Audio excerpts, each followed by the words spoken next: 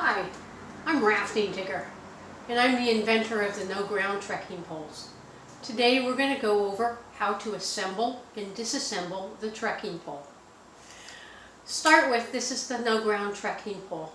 It consists of 3 parts: a foot section, a mid section, and a top section, which includes the hand grip.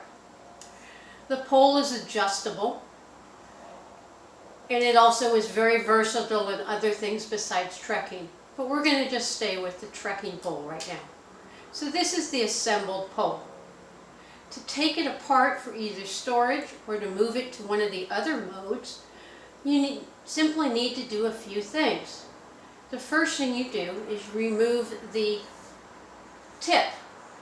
It's on here, it screws off. Do not try to pull it off. It takes several turns because it has a standard 1/4 20 screw in there that does that. This particular piece is useful for other parts rather than just trekking. So once you're done unscrewing it, it will slide off like this.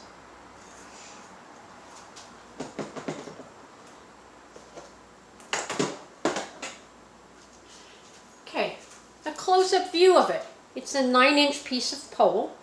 It has a rubber tip on it.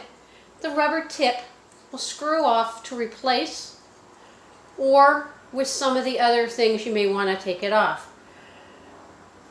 There's the screw. There's the connector. Yours will probably have a nylon screw, and this will probably be gray, as I've changed materials as I've gotten better making these. So I'm going to screw this right back on. Deep inside this end, and I don't know that you can see it in the picture here, is a insert that's 2 inches deep that mates to the rest of the pole. It mates to this section here, which is the gold section of the pole, with the screw. We'll come back to putting it back together in a minute. Continuing on to disassembly. Next part is you will see a small segment here, and you will also see a spring button. Push the spring button and pull the pole apart. Now you have the other part. This is a completely hollow tube with several holes along the side, an insert, and the screw. This is used for other parts in the system also.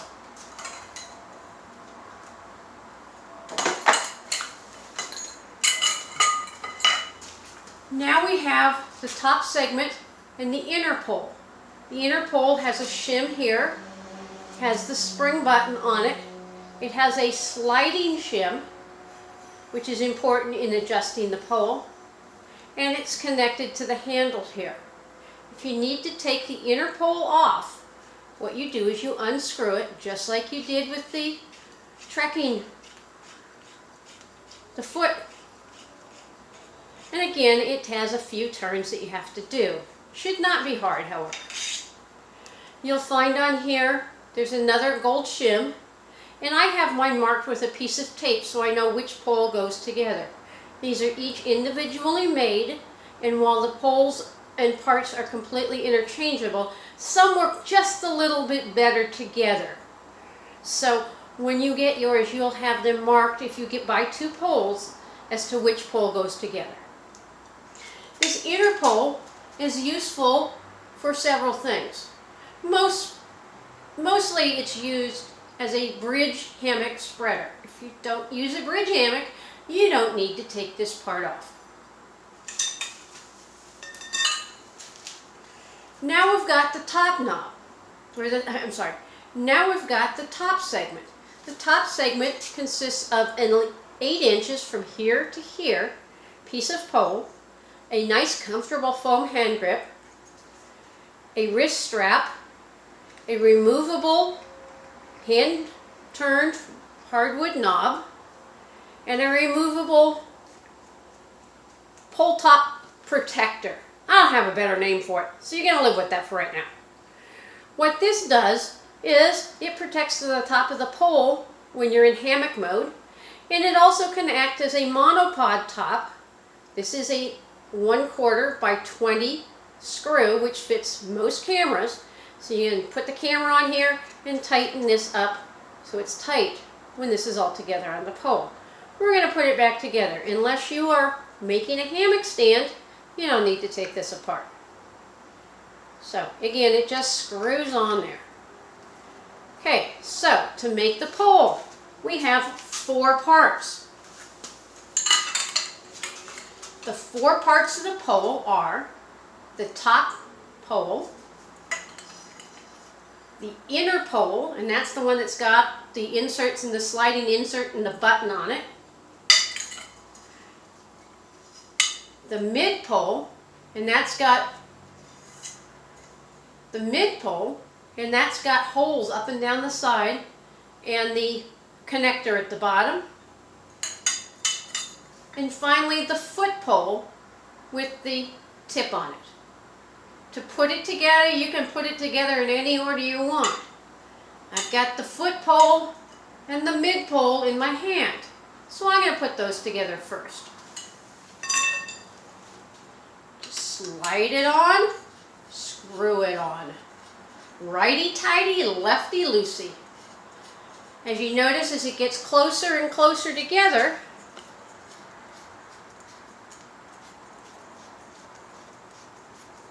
it'll meet when it's there. It has a few turns, but that's because I'm using hardware around. That keeps you from over-tightening. When it gets there, don't keep turning. You can break the insert loose. In which case, you gotta call me and we see if we can fix it. But you shouldn't have to do that. Okay, now I have the foot to the mid pole. Now I've got the inner pole and the top pole. The part with the button goes away from the handle. You're going to slide it in, and you're just going to turn righty-tighty, lefty-loosey. Not hard. This gold insert right here will disappear into the handle section as it gets in there. It'll get firm. Again, you don't want to do it too much. There you go. Then you've got this sliding piece here.